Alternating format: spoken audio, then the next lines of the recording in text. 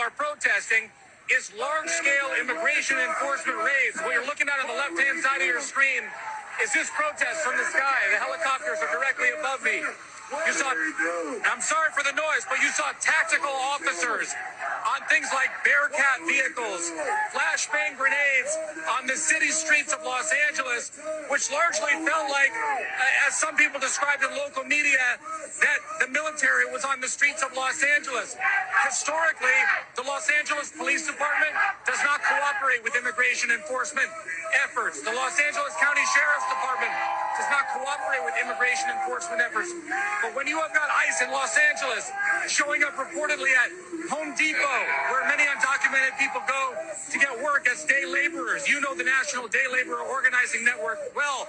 Many of those people responded in the wake of the fires here in Los Angeles. When you've got ICE showing up outside of places like schools, it quite literally is striking fear into the heart of people all throughout this community.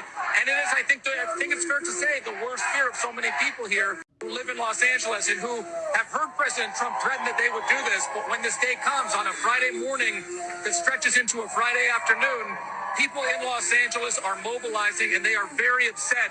You have Shirley here, one of the big NGOs here that fights on behalf of immigrant rights. Everybody is out today because obviously this is not to be tolerated by these folks here on the streets of Los Angeles, Chris.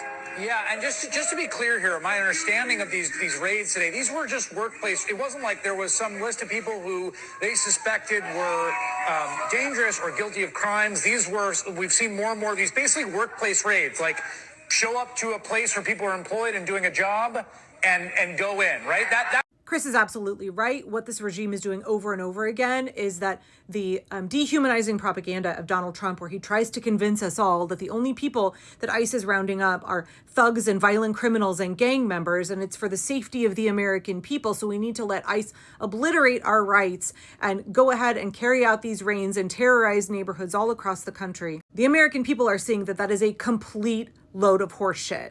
Over and over again, we see news stories, we see video clips of them coming for mothers with little children, of them coming for asylum seekers, of them coming for college students, and definitely of them coming for regular, everyday, decent working people. They're trying to raid schools. A high school student was snatched by ICE last week on his way to volleyball practice. They're raiding construction sites. They're raiding farms. They're raiding the Home Depot. They're raiding places where immigrants are hard-working people with no criminal record.